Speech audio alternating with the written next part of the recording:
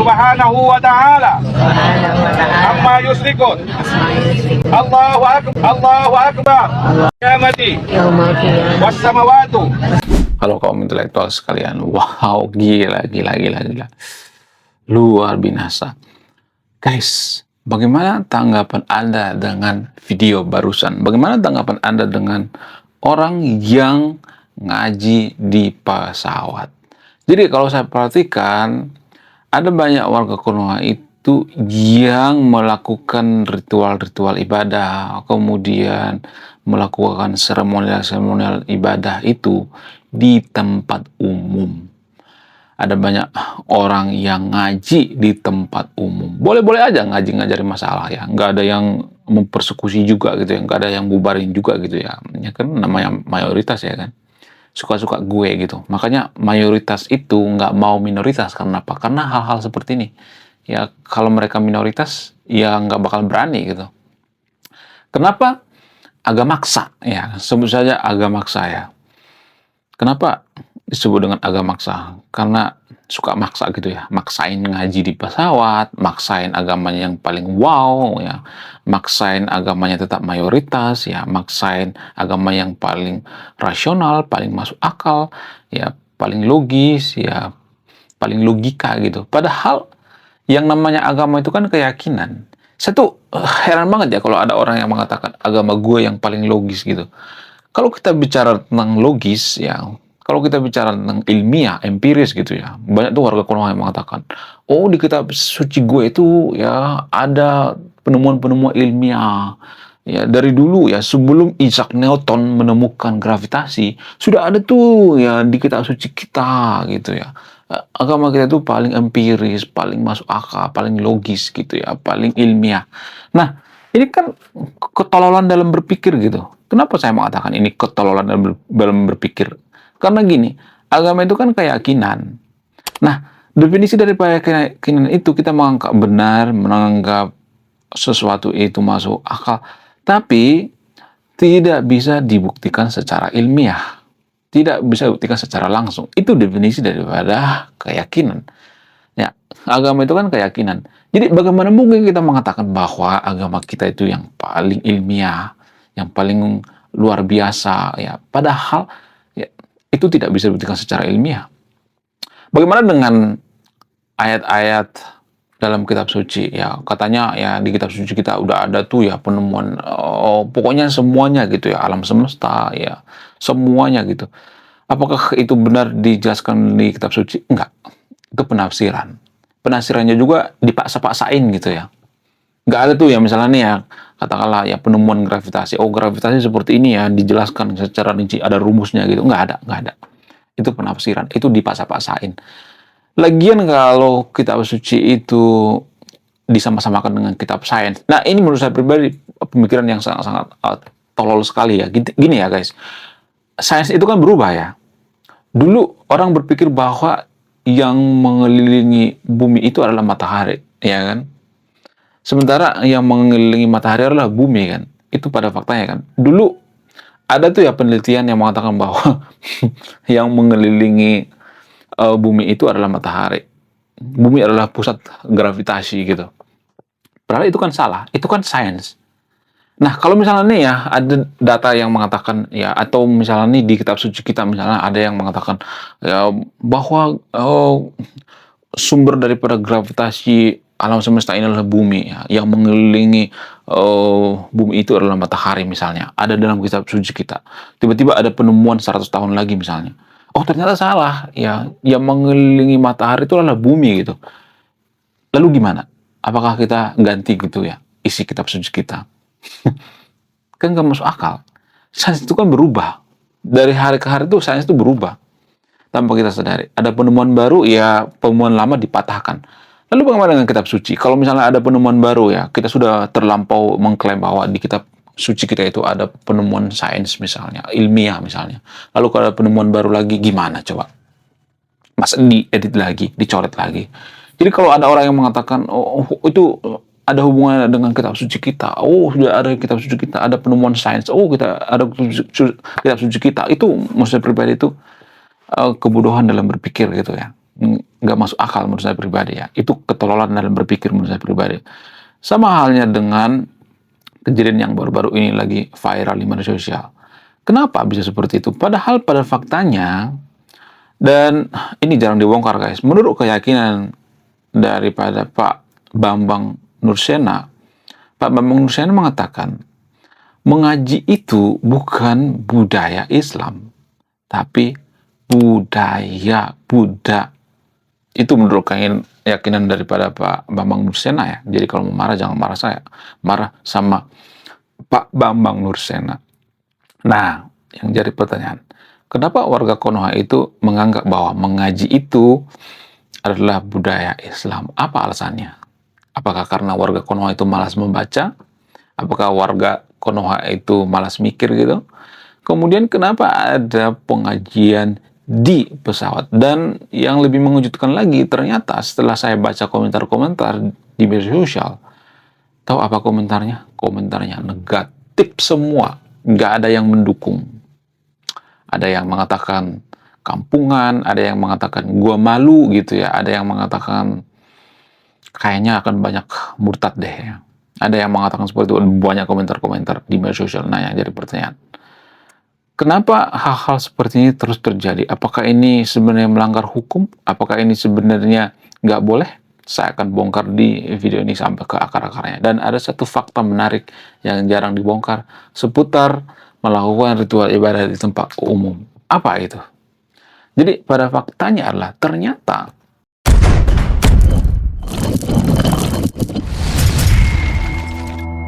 jadi guys, ternyata bangsa kita itu adalah bangsa yang tidak jelas juntrungannya kemana gitu. Kita itu tidak bisa dikatakan negara sekuler, tidak bisa dikatakan negara agama, tidak bisa dinyatakan negara Pancasila, nggak bisa gitu. Kalau negara kita negara Pancasila, berketuhanan yang Maha Esa, maka tidak akan ada maling di Konoha. Ya kalaupun ada, jarang gitu ya, seperti di Jepang misalnya. Kalau negara kita tuh negara Pancasila, tidak akan ada maling gitu ya. Kemudian kalau negara kita negara agama, kenapa kita itu sangat suka yang namanya mempersekusi rumah ibadah orang lain, bubarin paksa dan sebagainya? Bukankah dalam agama itu dilarang? Bukankah dalam agama itu ada prinsip agamaku, agamaku, agamamu, agamamu? Ya, bukankah seperti itu? Kenapa? Jadi kalau saya perhatikan di Konoha itu ada semacam pemaksaan gitu ya. Ada istilah agamaksa gitu. Kenapa bisa seperti itu? Kemudian selain itu, kalau negara kita itu adalah negara sekuler, kenapa hal seperti ini dibiarkan gitu? Ya kan, kalau negara sekuler itu seperti negara-negara yang ada di Eropa gitu, Belanda dan sebagainya. Hal-hal seperti ini kan nggak boleh dibiarkan, terutama di pesawat. Ini mengganggu orang lain. Kalau kita negara sekuler. Jadi nggak jelas gitu ya. Walaupun banyak yang komentar-komentar negatif, oh ini nggak boleh dan sebagainya. Kan peraturan kita kan nggak jelas. Ya, kita nggak tahu negara kita negara apa gitu. Kalau misalnya mengatakan, oh nggak jadi masalah, mau negara apa kayak, yang penting masyarakat kita itu damai-damai aja. Itu wow, kalimat yang sangat-sangat bodoh sekali menurut saya pribadi. Jadi aturan kita dalam bernegara itu sama seperti main sepak bola. Ada aturan mainnya gitu. Jadi ideologi juga seperti itu. Ideologi bangsa kita kan nggak jelas ya. Apakah ideologi Pancasila, ideologi sekuler ya, kita nggak jelas gitu. Apakah demokrasi gitu, nggak jelas juga gitu. Apakah Pancasila dan sebagainya, nggak jelas ya. Sehingga apa? Sehingga orang-orang seperti ini bisa dikatakan ya harus ditertibkan gitu ya. Kalau negara kita sekuler. Tapi negara kita kan, kita malu-malu mengatakan kita sekuler kan. Kita tuh negara yang nanggung-nanggung gitu ya, nggak tahu gitu, nggak jelas gitu ya. Bahkan sistem ekonomi kita juga seperti itu, nggak jelas apakah kita sistem ekonomi liberal, apakah kita Pancasila dan sebagainya, nggak jelas gitu juntrungannya. Jadi para penegak hukum juga bingung gitu ya, apakah ini ditertibkan atau tidak, apakah ini mengganggu atau tidak, bingung gitu. Sampai sekarang kan hal seperti ini kan belum bisa disimpulkan gitu. Karena apa? Karena kita nggak jelas gitu, sistem bernegara kita tuh kita nggak jelas seperti apa. Ya, apakah negara kita agama, negara kita Pancasila atau tidak, nggak jelas gitu. Jadi kita tuh negara yang setengah matang gitu. Banyak peneliti atau banyak ilmuwan yang mengatakan bahwa Konoha itu nggak maju-maju karena apa? Karena kita tuh bangsa yang setengah matang gitu. Ya, kita mengatakan bahwa negara kita itu negara Pancasila, berketuhanan gitu, tapi nggak ada tuh takut-takutnya sama Tuhan gitu. Bahkan orang mencuri, kalau orang itu takut dengan Tuhan, apakah dia akan mencuri? Enggak. Kalau di Konoha itu banyak orang berketuhanan, takut akan Tuhan, kenapa banyak begal gitu? Kenapa banyak pencurian gitu? Itu kan yang jadi permasalahan. Jadi kita nggak jelas negara kita itu negara apa sih sebenarnya. Sampai sekarang juga saya bertanya gitu. Kita nggak tahu apakah kita sekuler atau tidak. Jadi kenapa hal ini bisa terjadi? Apa alasannya? Sebenarnya ya ini semua dipengaruhi oleh agama, terutama agama mayoritas. Agama mayoritas itu kan sebenarnya kan nggak bisa jadi sekuler ya. Kenapa? Karena rahmatil alamin. Artinya mengurusi semuanya. Semuanya diurusin. Jadi nggak bisa sekuler. Ya, agama mayoritas kan nggak bisa sekuler. Beda dengan agama Kristen. Agama Kristen itu kan bisa sekuler ya. Karena ada jargon yang mengatakan berilah apa yang kamu beri terhadap kaisar. Itu langsung diucapkan oleh Yesus gitu. Tapi kalau agama mayoritas di Konoha atau agama Maksa itu kan nggak jelas gitu ya, apakah agama ini bisa disekularkan atau tidak. Bisa sebenarnya, seperti Turki. Turki kan bisa sekuler, tapi butuh effort yang sangat luar biasa ya, butuh pertumpahan darah, butuh usaha yang sangat luar biasa, dan itu butuh harga yang sangat mahal sekali. Jadi siapapun presidennya, siapapun penjabatnya, kita tidak akan bisa jadi negara maju. Karena apa? Karena aturan main dalam bernegara kita juga udah salah gitu. Nggak tahu gitu, nggak jelas gitu. Ibarat kita main sepak bola, kita nggak tahu aturannya. Apakah ada aturan yang jelas? Apakah kita menggunakan waktu 45 menit? Apakah dalam sepak bola itu dipergunakan pakai rok, ya, dipergunakan atau diperbolehkan pakai sepatu high heel gitu? Kita nggak tahu gitu ya. Nggak tahu aturan jelasnya. Jadi harus ada aturan jelas. Ya kalau sekuler, sekuler gitu. Sekuler itu nggak boleh ya mengaji di tempat umum gitu ya. Nggak boleh ya, mengganggu ketertiban umum gitu. Kalau kita negara sekuler, jelas ya sekuler. Kalau kita bukan negara sekuler, negara agama, ya udah, ya wes, negara agama sekalian. Jadi ini ada semacam tarik menarik gitu ya, kalau saya perhatikan. Kenapa bisa seperti itu? Apa alasannya? Ya karena kaum intelektual di Konoha itu jarang speak up gitu, jarang ngomong. Karena takut gitu. Takut apa? Takut dibully, takut dikritik gitu. Jadi ini yang menurut saya pribadi itu perlu kita pahami gitu ya. Kemudian selain itu ya kalau saya perhatikan itu kita itu adalah bangsa yang ria gitu ya, yang suka pamer gitu. Terlepas siapapun agamanya, nggak semua tapi disclaimer on-nya, tapi rata-rata seperti itu.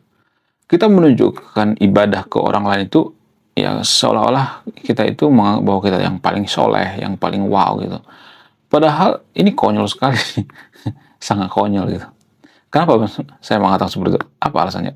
Karena gini guys ya, kalau misalnya nih ya modal melakukan ritual ibadah itu negara kita maju, ya udah dari dulu gitu. Kalau modal berdoa kita bisa jadi negara maju, udah dari dulu gitu. Padahal pada faktanya kita kan nggak jadi negara maju kan. Iya nggak sih? Konoha adalah salah satu negara paling rajin berdoa di dunia. Tapi pada faktanya gimana? Nggak ada tuh. Nggak ada. Bahkan ya, tanpa kita sadari, negara kita itu negara salah satu negara yang paling korup di dunia. Paling korup, ya, mata uangnya paling lemah. Ya, mirip-mirip seperti Zimbabwe. Kenapa bisa seperti itu? Kenapa mata uang kita lemah? Ya karena SDM kita rendah. Kita nggak punya kreativitas gitu. Gimana mau kreativitas coba orang yang difokuskan itu yang seperti ini gitu ya. Boleh melakukan ritual ibadah. Saya nggak ngalarang gitu ya. Boleh ngaji, tapi ya di rumah masing-masing gitu. Jangan mengganggu orang gitu. Nggak jadi masalah kalau misalnya mau jingkrak-jingkrak kayak mau koprol kayak sambil ibadah, nggak jadi masalah. Tapi di rumah sendiri, jangan di tempat umum, jangan mengganggu orang lain. Ya, karena mengaji itu juga ya saking miskinnya kita, bahasa mengaji itu kita ambil dari bahasa Buddha gitu. Apakah kita kafir kalau kita menggunakan mengaji? Silahkan buka sendiri. Ya, itu kan buatan kafir ya, kata mengaji. Lalu kita pakai tiap hari gitu. HP juga buatan kafir, pesawat juga buatan kafir. Lalu kenapa kita menggunakan pesawat ya kan? Kalau kita sedikit-sedikit ngata-ngatain kafir gitu. Jadi guys, biasanya bangsa yang susah maju itu mereka lebih fokus melakukan ritual-ritual ibadah daripada berpikir gitu, daripada membaca. Harusnya di pesawat itu membaca gitu ya, bukan hal-hal seperti ini. Ini tidak produktif sekali ya menurut saya pribadi. Ya, mengganggu orang lain. Membaca itu nggak mengganggu orang lain. Jadi orang-orang yang berpendidikan itu mereka bawa buku ke pesawat lalu mereka membaca. Supaya apa? Supaya perhatiannya eh, pada buku gitu, bukan ke orang lain. Kalau seperti ini kan malah mengganggu orang lain gitu. Ya, bayangkan orang yang ada di samping mereka itu, mereka berpikir, apaan sih ini? Kok gitu banget ya? Jadi kita itu dikata-katain gitu. Jadi tanpa kita sadari, kita tuh bangsa yang sudah kehilangan jati diri gitu. Kita tuh sudah tidak punya malu lagi gitu dalam bernegara. Ya lebih baik ya hal-hal seperti ini dilakukan di ranah privasi. Tapi saya ngomong seperti ini kan, kita bukan negara sekuler kan. Kita tuh negara-negara nanggung gitu. Gak jelas gitu ya. Ibarat orang lari, kita tuh nggak jelas mundur apa lari nggak tahu ya. Jadi jalan tempat, makanya kita jalan tempat. Kita nggak jelas juntrungannya kemana. Menurut kalian gimana? Coba tulis di kolom komentar ya. Saya tidak akan berpihak di video ini. Silakan buka sendiri. Apakah orang-orang yang ngaji di pesawat ini salah atau tidak? Saya tidak akan menyimpulkan karena negara kita itu bukan negara sekuler, bukan negara agama juga gitu. Jadi nggak jelas gitu. Belum kita lanjut. Jadi guys, kemarin ada yang nanya, lu apa sih kontribusinya bagi negara ini? Lu kontribusi saya ini guys ya. Nulis buku, judulnya Budi Tanpa Pekerti. Ini temanya bahas tentang agama. Kemudian sama luka. Kisah dalam buku ini ada seorang kiai bingung memilih antara menyelamatkan hutan atau menyelamatkan 1000 anak yatim. Link pembeliannya ada di pin komentar video ini. Oke guys, sekian video ini. Terima kasih sudah memahami. Saya kaum intelektual. Salam rasional.